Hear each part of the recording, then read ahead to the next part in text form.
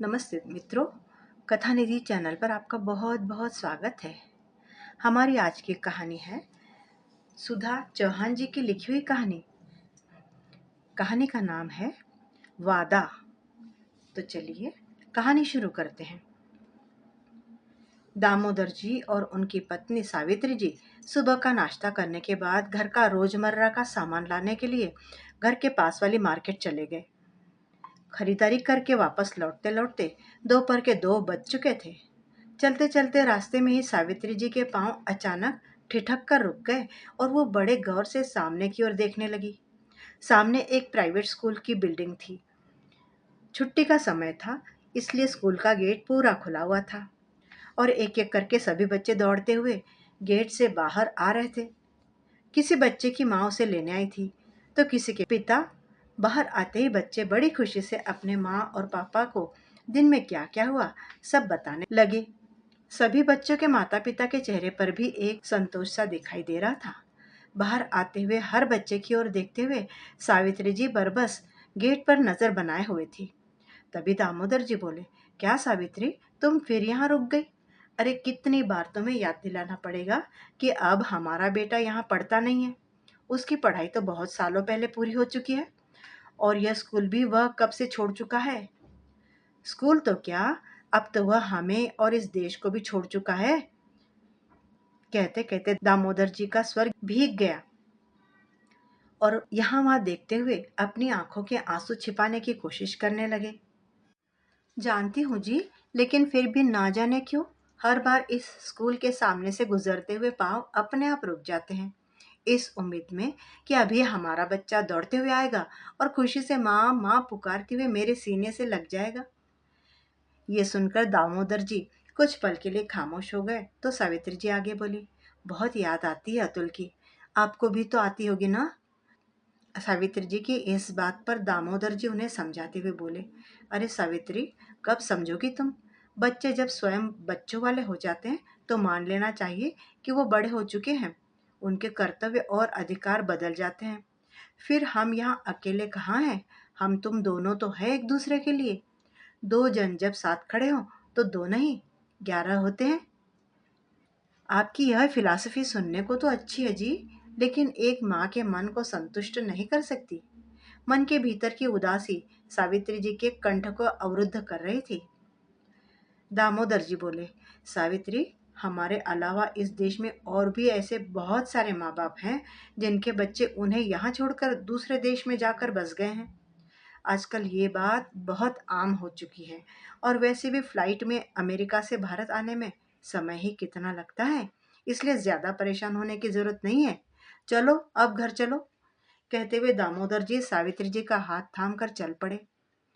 वे सावित्री जी को तो समझाते रहते थे, परंतु बच्चों के दूर चले जाने का गम उन्हें भी तो अंदर ही अंदर खाए जा रहा था। चलते चलते उनके मन मस्तिष्क में अतीत की लहरें हिलोरे मारने लगी। माँ, पिताजी, मेरी विदेश में नौकरी लग गई है।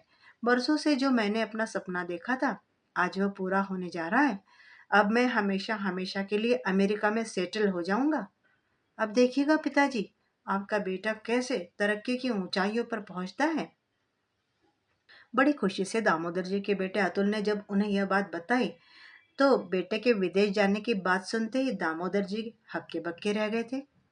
उधर ये बात सुनकर सावित्री जी तो मानो पत्थर की हो गई थी।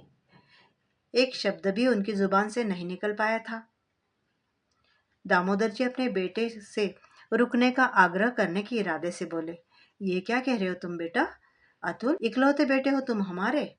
तुम ही हमें छोड़कर अमेरिका चले जाओगे तो हम इस उम्र में यहाँ अकेले कैसे जी पाएंगे? ओह कम ऑन पापा, बी प्रैक्टिकल। यह वक्त इमोशनल होने का नहीं है। आखिर मेरे फ्यूचर का सवाल है। मेरे सभी दोस्त तो विदेश में जाकर बस गए हैं और क्या कमाल की लाइफस्टाइल है उनकी।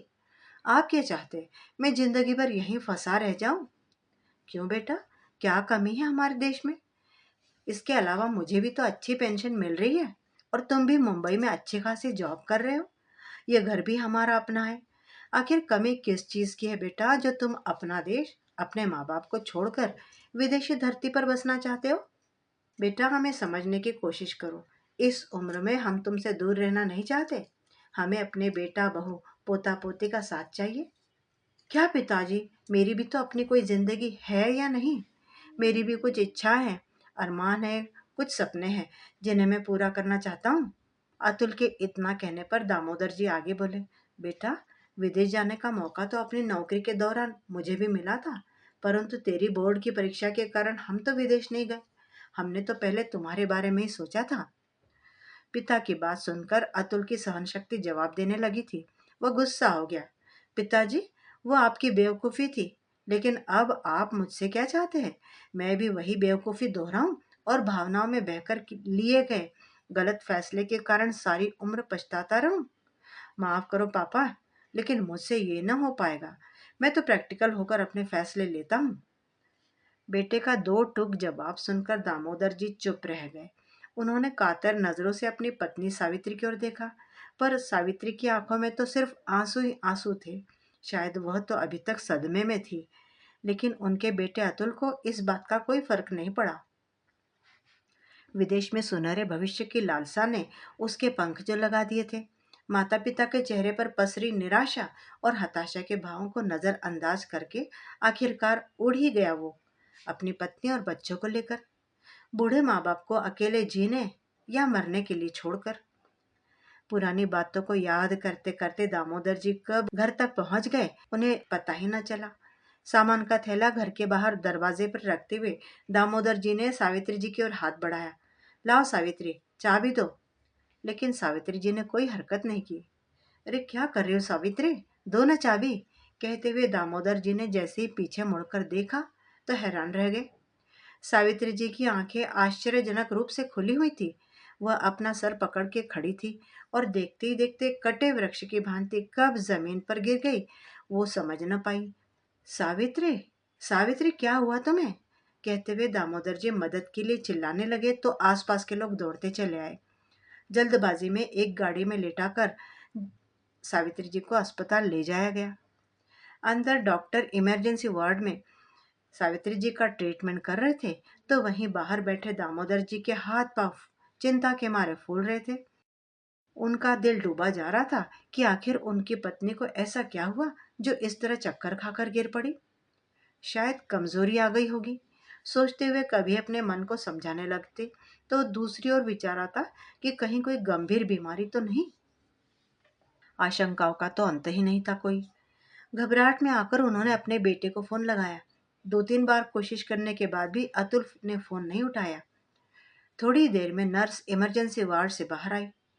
मेरी पत्नी सावित्री अब कैसी है? दामोदर जी ने पूछा तो नर्स बोली, अभी ट्रीटमेंट चल रहा है, आप रिसेप्शन पर 50,000 की पेमेंट जमा करवा दीजिए।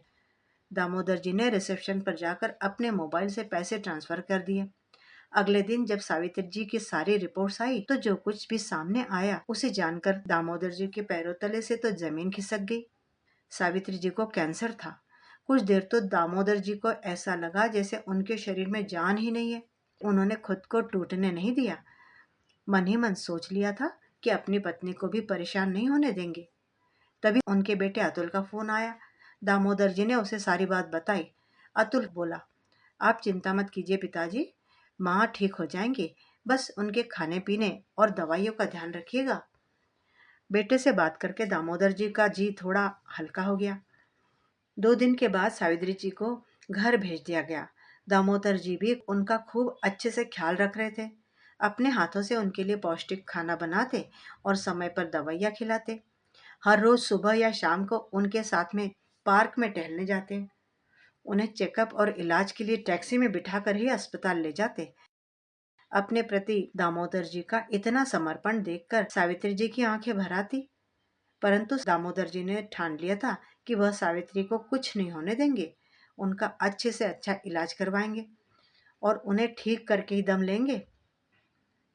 समय बीतता जा रहा था, लेकिन सावित्री जी की हालत हर बीतते दिन के साथ बिगड़ती जा रही थी। अक्सर अपनी हालत देखकर वह कमजोर पड़ जाती, लेकिन दामोदर जी हमेशा उन्हें हिम्मत दिलाते। ये कहते कि अच्छे इलाज और विश्वास के बल पर बड़ी से बड़ी बीमारी को हराया जा सकता है। परंतु दामोदर जी स्वयं अकेले बैठकर आंसू बहा लेते थे। पत्नी की बीमारी के कारण दामोदर जी अब मानसिक पीड़ा के अतिरिक्त आर्थिक परेशानियों से भी जूझ रहे थे। अपने दिल का बोझ हल्का करने के लिए एक दिन सुबह सुबह ही दामोदर जी ने फिर से अपने बेटे को फोन लगाया। तब उनका बेटा गुस्से से भड़क गया। क्या पिताजी, समय तो देख लिया कीजिए, यहाँ रात के 11 बज रहे हैं। आपको शायद वहाँ कोई काम नहीं होगा, लेकिन मैं यहाँ बहुत बिजी रहता हूँ। बेटा, मेरी बात समझने की कोशिश कर। तेरी माँ की तबीयत अच्छी नहीं है। जितना जल्दी हो सके तुम यहाँ आ जाओ। लेकिन पिताजी, माँ की तबीयत ठीक नहीं है तो इसमें मैं क्या कर लूंगा? बुढ़ापे में तो ये सब चलता ही रहता है। आप उन्हें डॉक्टर को दिखाइए। वैसे भी मेरे वहाँ आ जाने से उनकी बीमारी ठीक तो नहीं हो जाएगी ना। और हाँ पिताजी, छोटी छोटी बातों के लिए मुझे फ़ोन करके परेशान मत किया करो। ज़्यादा ज़रूरी हो तो मुझे व्हाट्सएप पर मैसेज कर दिया करो। मैं खुद आपको कॉल कर लिया करूँगा। अब फ़ोन रखता हूँ। सुबह मुझे ऑफिस के लिए जल्दी निकलना है। दामोदर जी स्तब्ध रह गए। तभी अंदर से आवाज आई। क्या हुआ जी? अतुल से बात कर रहे थे क्या? मेरी भी बात करवा दी होती। अपने कमरे में लेटी हुई सावित्री जी बोली। दामोदर जी अंदर आए और चेहरे पर फीकी सी मुस्कुराहट लाते हुए बोले, अरे सावित्री, मुझे तो ध्यान ही नहीं रहा कि इस समय वहां रात है। वो सब लोग सो रहे थे। बेवजह उन्हें डिस्टर्ब कर दिया मैंने। कल तुम्हारी बात करवा दूंगा मैं। वैसे क्या बोला अतुल? कब आएगा वो भारत हमसे मिलने? सावित्री जी के इस प्रश्न पर दामोदर जी सोच में पड़ गए। फिर बोले, हाँ हाँ सावित्री, वो छुट्टियां लेने की कोशिश कर रहा है। जैसे ही उसे छुट्टी मिल जाएगी तुरंत तो दौड़ा चलाएगा तुमसे मिलने। नजरें चुराते हुए दामोदर जी अपनी बात कहकर तुरंत ही कमरे से बाहर चले गए। अपनी पत्नी से ज्यादा देर तक सच छुपाना उनके बस में था भी तो नहीं। थोड़ी देर में सावित्री जी के घर आने की आवाज आई तो दामोदर जी जल्दी से उठकर उनके पास गए। जाकर देखा तो सावित्री जी की हालत बहुत ज्यादा खराब लग रही थी। उन्होंने तुरंत टैक्सी बुलवाई और सावित्री जी को अस्पताल ले गए। कुछ देर बाद डॉक्टर साहब दामोदर जी के पास आए। उस समय सावित्री जी सो रही थी। देखिए मिस्टर दामोदर, सावित्री जी की हालत गंभीर होती जा रही है। उनका बोन मैरो ट्रांसप्लांट करवाने की जरूरत है। ठीक है डॉक्टर साहब, मैं बोन मैरो डोनेट करने को तैयार हूँ। नहीं मिस्टर दामोदर, आपका बोन मैरो थोड़े ना मैच होगा। हाँ, आपका बेटा बोन मैरो डोनेट कर सकता है, या फिर सावित्री जी के भाई बहन में से कोई। लेकिन डॉक्टर साहब, हमारा बेटा तो अमेरिका में रहता है। ठीक है, मैं इस बारे में अपने बेटे से बात करता हूँ। लेकिन मिस्टर दामोदर, जरा जल्दी कीजिएगा। बोन मैरो ट्रांसप्लांटेशन एक लंबा प्रोसेस है और हमारे पास समय कम है। इसमें कम से कम 20 से 25 लाख रुपए का खर्च भी आएगा। और यदि समय पर ट्रांसप्लांट हो जाता है तो 50% से अधिक चांस है उनके बचने के। नहीं तो नहीं तो क्या डॉक्टर साहब? नहीं तो ज्यादा से ज्यादा 1 या 1.5 महीना, इससे ज्यादा नहीं। अपनी पत्नी के दूर जाने के ख्याल मात्र से ही दामोदर जी अंदर तक सिहर गए। तभी डॉक्टर ने आगे कहा, और हाँ दामोदर जी, ये ध्यान रखिएगा कि आपको उनकी दवाई का खास ख्याल रखना है। एक टाइम की दवाई भी छूटनी नहीं चाहिए, नहीं तो कुछ भी हो सकता है। थोड़ी देर के बाद दामोदर जी सावित्री जी को अपने साथ लेकर घर आ गए। अगले दिन उन्होंने अपने बेटे को फोन लगाया तो फोन उठाते ही अतुल भड़क उठा। पिताजी, मैंने आपसे कहा था ना, बार बार मुझे डिस्टर्ब मत किया कीजिए। वो तो ठीक है बेटा, लेकिन तुम्हारी माँ की। अरे पिताजी, बंद कीजिए माँ की बीमारी के नाम पर मुझे ब्लैकमेल करना, प्लीज।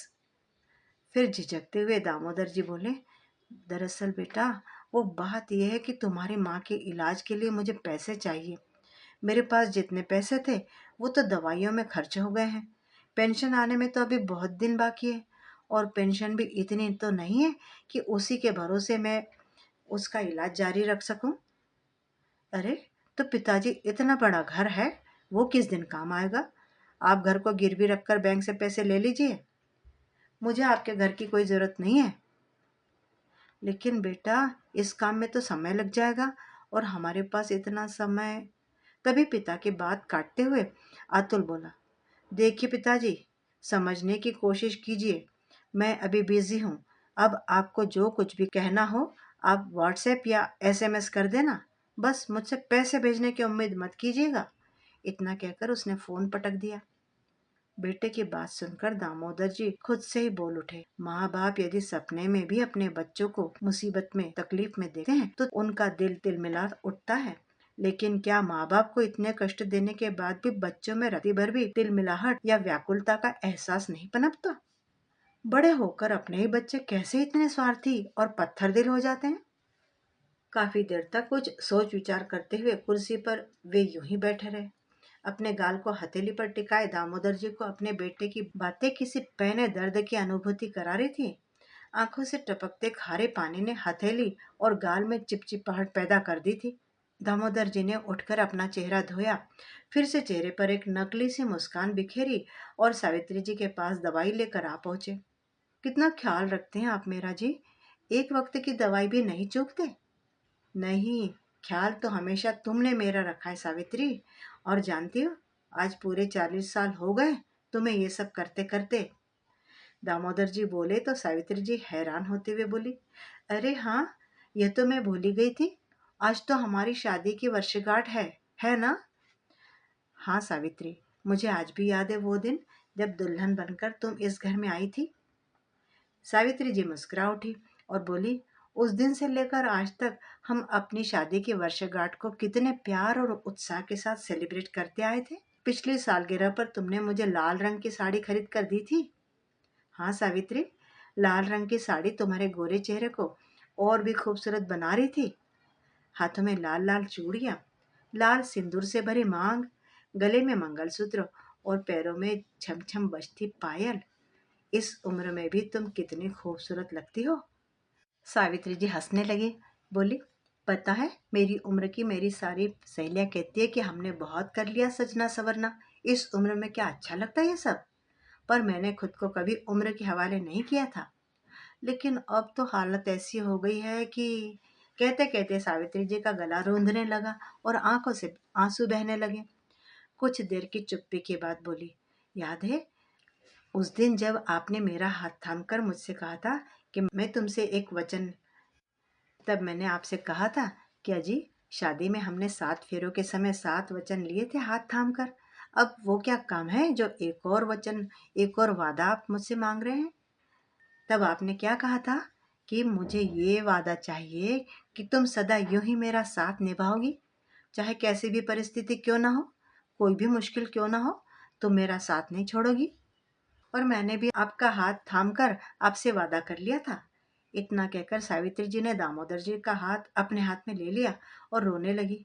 बोली, आज तक मैंने अपने उस वादे को निभाया, लेकिन अब शायद।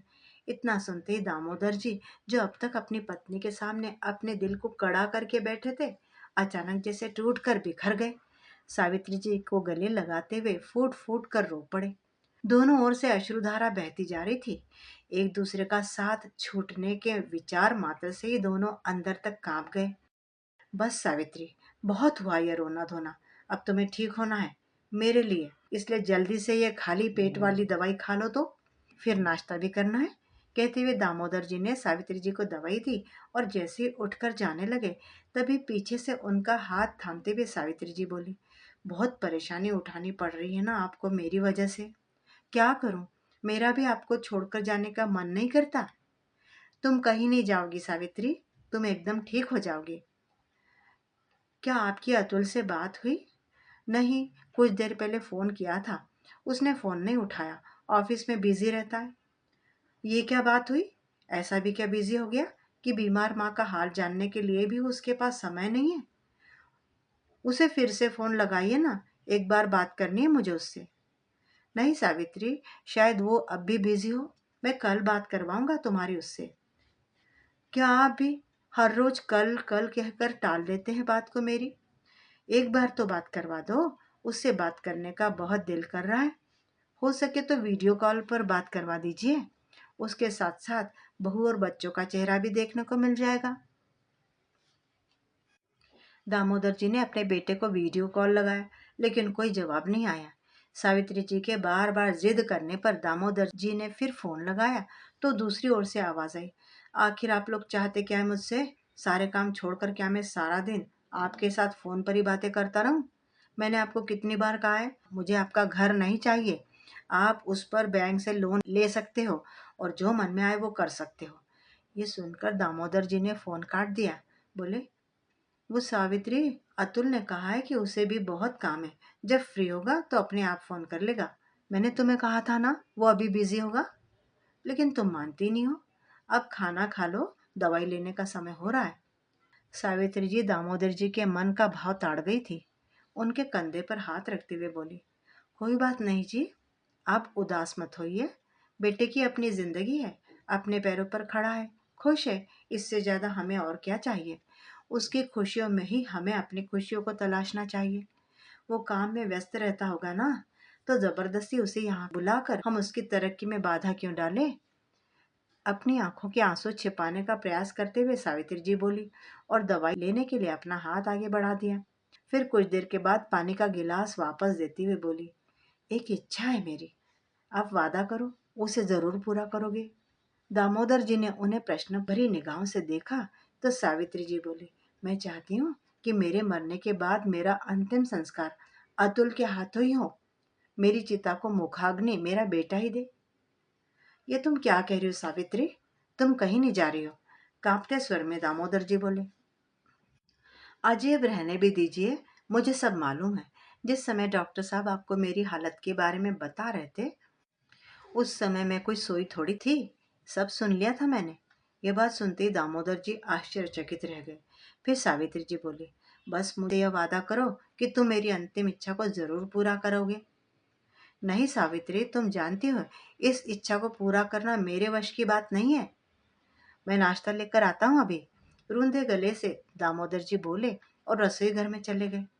रसोई घर में जाके वह जी भरकर रो लिए।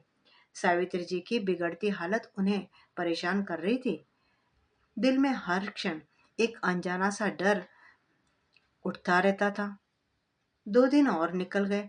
दामोदर जी के मोबाइल की बेल बजी। उनके बेटे का फोन था। बड़ी उत्सुकता से उन्होंने फोन उठाया तो दूसरी ओर से आवाज आई, पिताजी, मैं इंडिया आ रहा हूँ। सुनते ही दामोदर जी का चेहरा खिल उठा। सच बेटा, कब आ रहा है तू? बस पिताजी, 4 दिन बाद वहां पहुंच जाऊंगा। अच्छा तो ठीक है, मैं डॉक्टर से अपॉइंटमेंट ले लेता हूँ। दामोदर जी के मन में एक आस जगी। लेकिन पिताजी, मैं मुंबई आ रहा हूँ, तो इसमें डॉक्टर का क्या मतलब है? मैं वहाँ सिर्फ एक बिजनेस मीटिंग के लिए आ रहा हूँ। हालांकि थोड़ी मुश्किल तो होगी, पर थोड़ा समय निकाल कर आप लोगों से मिलने भी आ जाऊंगा। और हाँ पिताजी, मुंबई में ही मेरा एक दोस्त बैंक मैनेजर के पोस्ट पर है। घर को गिरवी रखकर लोन लेने के बारे में मैंने उससे बात की थी। उसने कहा है कि वह जल्दी से जल्दी यह काम करवा देगा। अब मैं आ ही रहा हूँ, तो बैंक से लोन लेने संबंधी सारी औपचारिकताएं भी पूरी करवा दूंगा। आप घर के कागज पहले ही निकाल कर रखना। मैं चाहता हूँ कि बैंक के कागजी कार्रवाई मेरे सामने पूरी हो जाए, जिससे आप लोगों को पैसों से संबंधित सारी दिक्कतें दूर हो जाए और साथ साथ मेरी परेशानियां भी। कहते हुए उसने फोन रख दिया।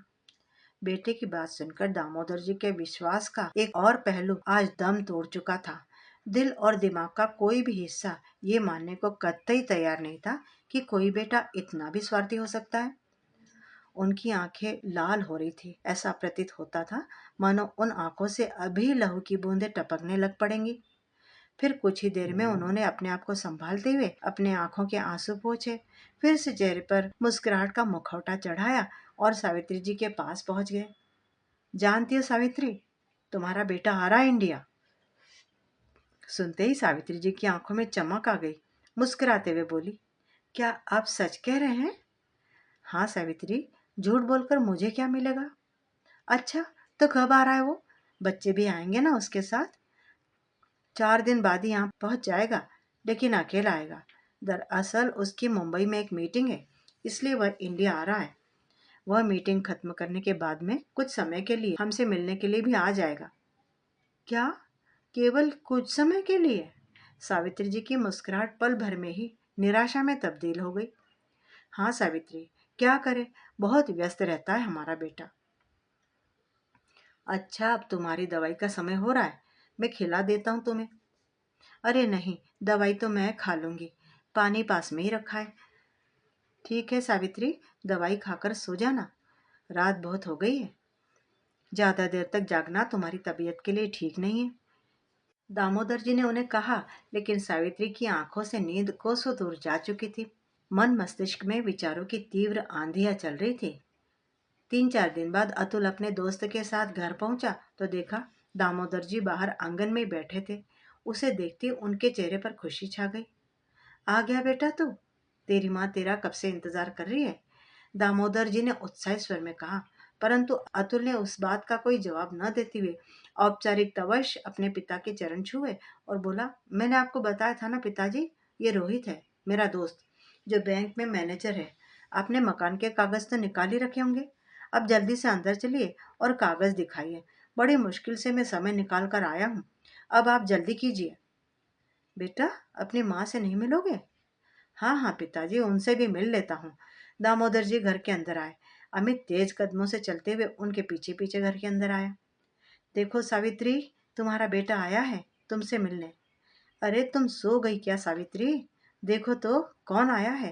कितने दिनों से इंतजार कर रही थी तुम इस पल का। तुम्हारा बेटा तुम्हारे सामने खड़ा है।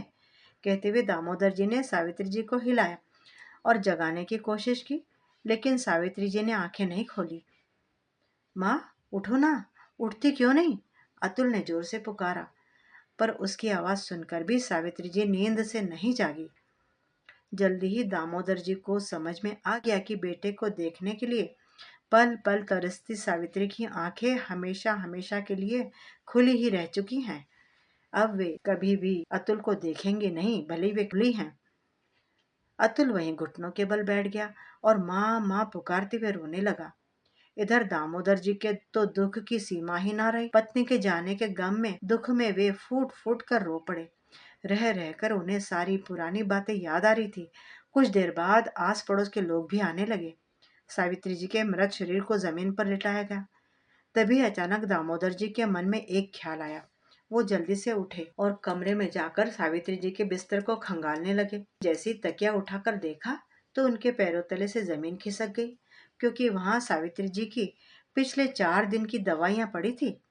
तभी उन्हें याद आया डॉक्टर की वह बात, जब डॉक्टर ने कहा था सावित्री जी की एक वक्त की दवाई भी छूटनी नहीं चाहिए, नहीं तो कुछ भी हो सकता है। वे मन ही मन सोचने लगे, अतुल के आने की खबर सुनने के बाद जब मैं उसे दवाई देने लगता था तो कहती थी मैं दवा खा चुकी हूँ, लेकिन सारी दवाई तो ज्यों की त्यों पड़ी है। इसका मतलब 4 दिन से सावित्री ने कोई दवाई नहीं ली थी। सोच सोचकर दामोदर जी का दिमाग चकराने लगा। दिल जोरों जोरों से धड़कने लगा। दवाई के पास में ही एक कागज भी रखा था। बड़ी बेचैनी से दामोदर जी ने वह कागज उठाया। सावित्री ने उस पर लिखा था, मुझे मालूम है जिस समय आप यह पत्र पढ़ रहे होंगे उस समय तक मैं इस दुनिया में नहीं रहूंगी। हो सके तो मुझे माफ कर देना जी। आपको दिया हुआ वादा तोड़कर मैं हमेशा हमेशा के लिए आपसे दूर जा रही हूँ। लेकिन मेरी भी तो मजबूरी थी, आप तो समझते ही है। सिर्फ कुछ घंटे के लिए ही तो हमारा अतुल हमारे पास आ रहा था, अपनी अंतिम इच्छा पूरी करने का। इसके अलावा मेरे पास कोई और रास्ता नहीं था। पत्र पढ़ते ही दामोदर जी के मन मस्तिष्क में भूचाल सा आ गया। सारा शरीर थर थर कांपने लगा और वे धम्म से जमीन पर ही बैठ गए। अतुल ने पिता के हाथों से वह पत्र लिया और पढ़ते ही उसकी आंखों से आंसू का समंदर सा फूट पड़ा। फिर दामोदर जी के कंधे पर हाथ रखते हुए वह कांपते सुर में बोला, पिताजी, संभालिए अपने आप को।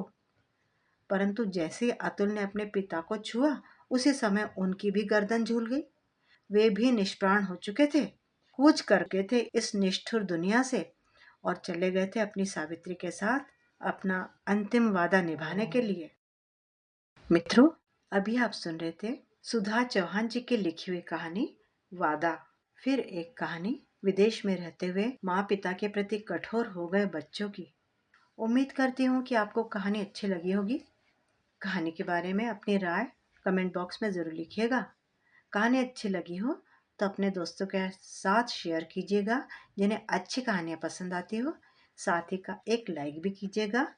चैनल पर नए हैं तो चैनल को सब्सक्राइब भी ज़रूर कर लीजिएगा। कहानी सुनने के लिए बहुत बहुत धन्यवाद। आपका दिन शुभ हो।